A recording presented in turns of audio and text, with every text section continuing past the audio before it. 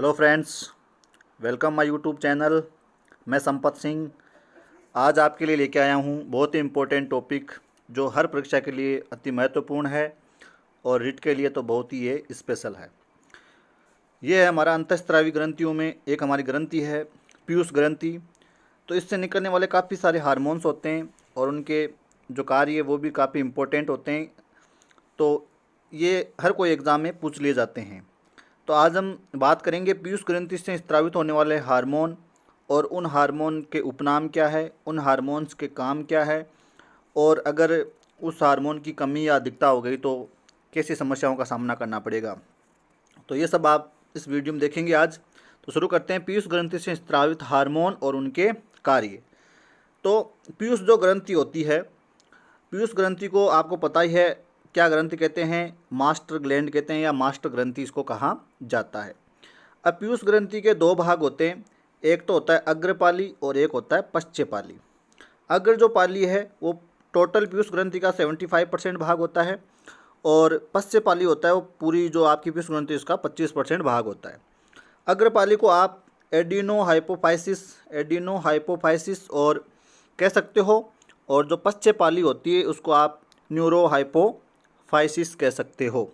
तो ये इनके जो है वो नाम होते हैं।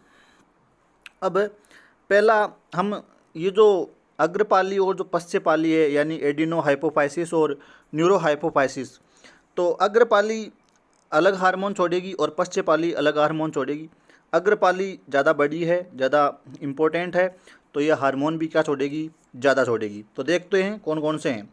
तो पहला हम ले रहे हैं आपका एडिनो हाइपोफाइसिस यानी अग्रपाली द्वारा स्रावित हार्मोन और उनके कार्य। तो पहला और अति महत्वपूर्ण जो हार्मोन है वो हमारा है सोमेटोट्रोपिक हार्मोन। सोमेटोट्रोपिक हार्मोन जिसको हम क्या कह सकते हैं, STH यानी सोमेटोट्रोपिक और हार्मोन। इसका उपनाम होता है वृद्धि हार्मोन यानी आपका GH यानी ग्रोथ हार्मोन। तो इसको ग्रोथ हार्मोन भी आप कह सकते हो। अब इसके कार्य हमको बहुत सारे देखने को मिलेंगे।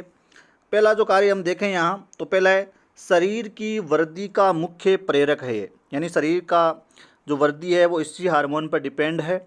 अगर कमी रहेगी तो आदमी बौना रह जाता है, आप सभी को पता है। दूसरा है उत्तक क्षय को रोकता है, यानी उत्तकों को डैमेज होने से ये रोकता है हार्मोन। तीसरा इसका काम है वसा के विघटन एवं उपयोग को प्रेरित करता है। वसा का जब विघटन होगा, उसका उपयोग होगा, तो आदमी में क्या हो जाएगी, वृद्धि हो जाएगी, तो इससे इसको प्रेरित करता है। तीसरा काम दुग्ध स्त्राव को उद्दीप्त करता है। नेक्स्ट यूरिया उत्सर्जन व मूत्र निष्कासन में वृद्धि करता है। लीवर में अमीनो अम्ल, ए का मतलब यहाँ अमीनो अम्ल है, तो लीवर में अमीनो अम्ल से ग्लूकोज का संश्लेषण तथा ग्लूकोज से ग्लाइकोजन का संश्लेषण को भी ये क्या करता है, बढ़ाता है। नेक्स्ट इसका जो कार्य है वो है शरीर की अस्थियों व पेशियों के विकास तथा संयोजी ऊतकों की वृद्धि एवं कोशिका विभाजन को ये प्रोत्साहित करता है। यानी इस हार्मोन का जो मुख्य जो प्रभाव होता है वो शरीर की लंबी अस्थियों पर होता है, और इसीलिए वो अस्थियां जब बड़ी होती है तो शरीर का जो आकार है वो भी बड़ा हो जाता है। तो जब सेल डिवीज़न होगा यानी कोशिका विभाजन होगा, सेल डिवीज़न की क्रिया होगी, तो ये वृद्धि इससे हो जाएगी। तो ये कोशिका विभाजन को क्या करता है, प्रोत्साहित करता है। अब जो आपका ग्रोथ हार्मोन है उससे जुड़े हुए कुछ रोग है। इसके अगर ग्रोथ हार्मोन की अधिकता हो गई या कमी हो गई तो कौन से रोग हो जाएंगे वो हम वीडियो के अंत में देखेंगे, तो अंत तक हमारे साथ जुड़े रहिए। नेक्स्ट है हमारा अग्रपाली से स्रावित होने वाला हार्मोन, वो है कौन सा, गोनेडोट्रोपिक। गोनेडोट्रोपिक हार्मोन जिसको कह सकते हो आप GTH यानी गोनेडोट्रोपिक हार्मोन। इसका काम क्या है, ये नर व मादा में क्रमशः वर्षण और अंडाशय, यानी नर के अंदर तो क्या होते हैं वर्षण और मादा में क्या होते हैं अंडाशय को क्या करता है, ये उत्तेजित करता है।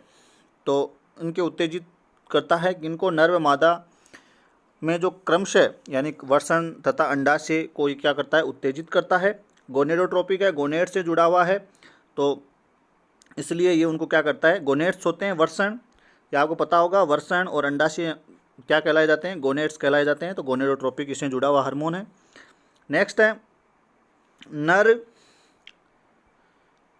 तथा या वो जो मादा है, नर व मादा जनन अंगों की परिपक्वता तथा क्रियाशीलता के लिए उत्तरदायी है ये। तो नर व मादा जनन अंगों की परिपक्वता और उनकी क्रियाशीलता के लिए उत्तरदायी है गोनेडोट्रोपिक हार्मोन। और ये जो हार्मोन है, ये गुप्तांगों, जो गुप्त अंग है, जनन ग्रंथियाँ तथा अन्य जो सहायक अंग है, जननांग है, या जो अन्य सहायक जननांगों की सक्रियता में ये क्या करता है, महत्वपूर्ण भूमिका रखता है। तो ये उनमें महत्वपूर्ण है और ये बहुत ही इम्पोर्टेंट है। देखो, ये जो हार्मोन है वो 2 प्रकार का होता है और इससे जुड़े हुए कई प्रश्न रिट में पूछे गए हैं। इसका 2 प्रकार कौन सा है? पहला जो इसका प्रकार है वो है आपका पुट्टिका प्रेरक हार्मोन, यानी फॉलिकल स्टिमुलेटिंग हार्मोन, यानी FSH।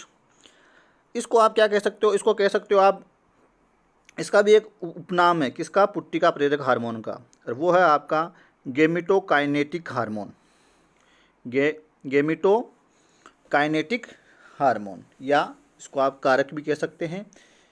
तो अब कारक क्यों कह सकते हैं?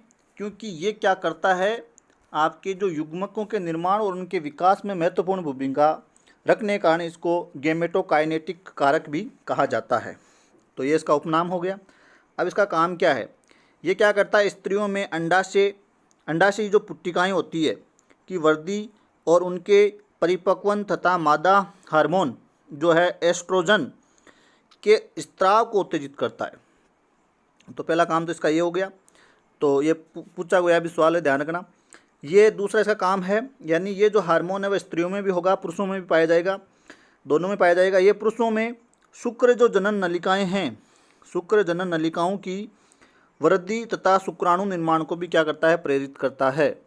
तो स्त्रियों में तो ये अंडाशय पुट्टिकाओं की वृद्धि और उनके परिपक्वन तथा मादा हार्मोन जो एस्ट्रोजन के स्त्राव को उत्तेजित करता है, और पुरुषों में शुक्र जनन नलिकाओं की वृद्धि तथा शुक्राणुओं के निर्माण को प्रेरित करता है।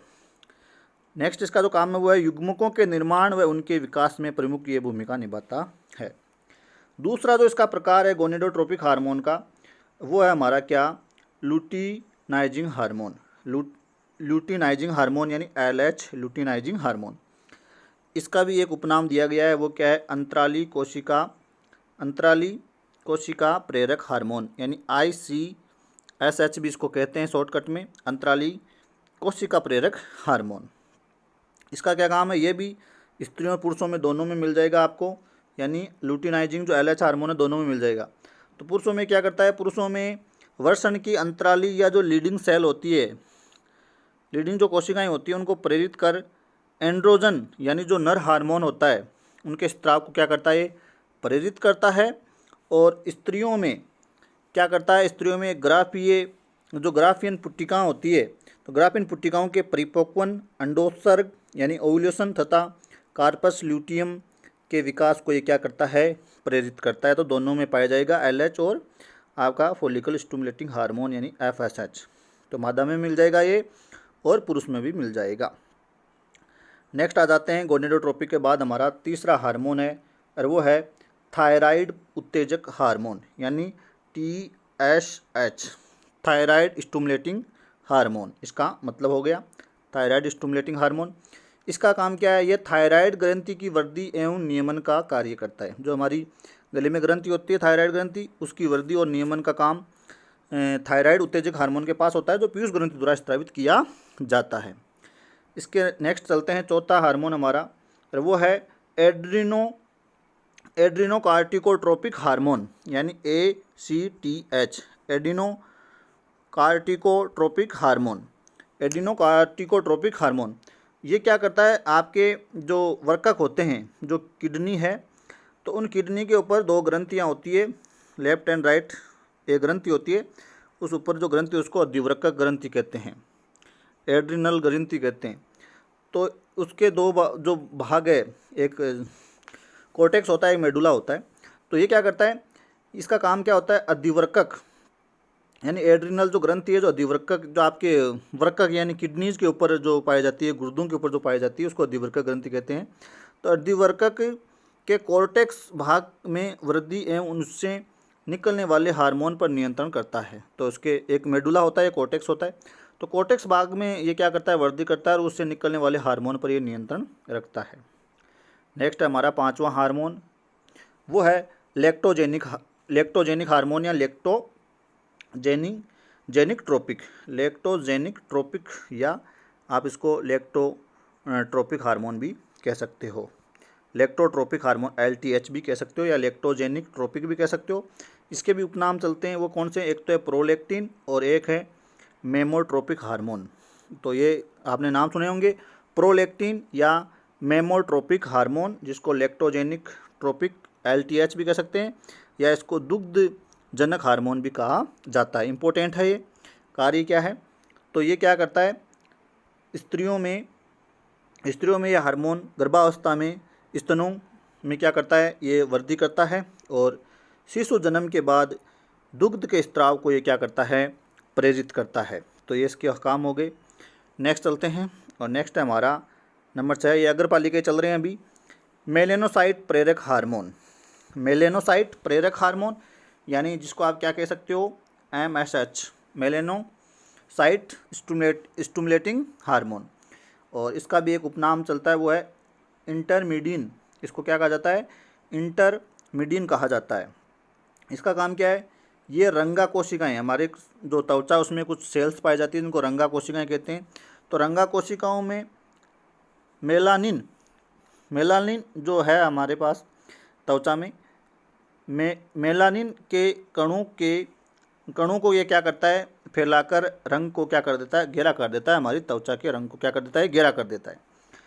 तो इसी प्रकार ये क्या करता है, मानव के अंदर क्या करता है, मानव में ये त्वचा पर तिल बनने और चकत्ते बनने को प्रेरित करता है। तो ये पूछा जा सकता है तिल बनना किसके कारण होता है, तो ये आपके MSH यानी मिलेनोसाइट या मेलेनोसाइट भी आप इसको कह सकते हो।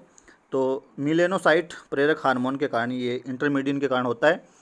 तो जो मेलानिन जो होते हैं उनको ये क्या करता है, फैलाकर रंग को गहरा करता है। तो मानव में त्वचा पर तिल बनने के कारण या चकत्ते बनने का कारण यही हार्मोन होता है। अब दूसरी हमारी पाली आ गई है, वो है न्यूरोहाइपोफाइसिस द्वारा स्रावित हार्मोन कौन कौन से हैं। तो इससे ज़्यादा हार्मोन नहीं निकलते हैं क्योंकि ये 25% भाग ही बनाती है, छोटा भाग है। तो पहला है इससे निकलने वाला हार्मोन है वो वैसोप्रेसिन है। इसका नाम होता है एंटी डायूरेटिक हार्मोन यानी ADH, एंटी डायूरेटिक हार्मोन। और इसको आप क्या कह सकते हो, मूत्र विरोधी हार्मोन भी कह सकते हो। ये भी काफ़ी इंपॉर्टेंट हार्मोन है वैसोप्रेसिन। ये क्या काम करता है, क्या काम करता है, ये जो हमारे वर्कक होते हैं वही हमारी किडनी या गुर्दा की जो नलिकाएं होती है, यानी जो जिसमें हमारा जो रक्त का जो स्नाव होता है, तो वो जो नलिकाएं होती है, तो ये वर्कक नलिकाओं के द्वारा जल के पुनः अवशोषण को बढ़ाता है। यानी ये मूत्र विरोधी है, यानी मूत्र का निर्माण को मतलब नियमित करता है या नियंत्रण रखता है कि ज़्यादा जो पानी है वो मूत्र में ना निकल जाए। तो ये क्या करता है, जो वर्कक जो नलिकाएं होती है उसमें जल को पुनः उठा लेता है और वापस शरीर में वो पानी है वो काम आ जाता है। तो वो मूत्र में ज़्यादा वेस्ट नहीं होता है। तो मूत्र विरोधी हार्मोन हो गए। और ये क्या करता है, रक्त दाब को भी बढ़ाता है। अब अगर इस हार्मोन की क्या रह गई, कमी रह गई, तो इससे एक रोग हो जाता है जिसको क्या कहते हैं, डायबिटीज़ इंसिपिडस कहते हैं। डायबिटीज़ इंसिपिडस कहते हैं। एक डायबिटीज़ और होता है जिसको डायबिटीज़ मेलिटस कहते हैं। वो आपके इंसुलिन हार्मोन की कमी से होता है जो अग्नाशय ग्रंथि द्वारा छोड़ा जाता है। वो डायबिटीज़ मेलाइटस है और ये डायबिटीज़ इंसिपिडस है जो किसकी कमी से होता है, आपके एंटी डायरेटिक हार्मोन की कमी से होता है। तो ये बहुत ही इंपॉर्टेंट है। इसमें क्या हो जाता है कि जब हार्मोन की जब कमी हो गई तो ये क्या करेगा, जो जल का जो पुनरावशोषण है वो नहीं कर पाएगा, जिससे क्या हो जाएगा, जो मूत्र है वो क्या हो जाएगा, पतला हो जाएगा। क्योंकि पानी ज़्यादा मूत्र में जा रहा है, पुनरावशोषण उसका पुण्य उसको काम में नहीं लिया जा रहा है, वो मूत्र में जा रहा है, तो मूत्र तो हो जाएगा पतला। और रुधिर से जब पानी सारा खींच लिया जाएगा, सारा पानी खींच के मूत्र में डाल दिया जाएगा, तो रुधिर क्या हो जाएगा, जिसके कारण रुधिर क्या हो जाएगा, गाढ़ा हो जाएगा।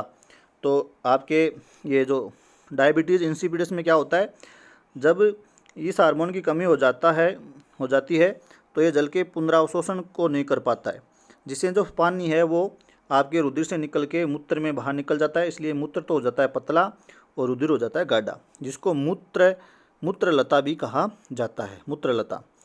तो ऐसा होने पर क्या होता है कि जो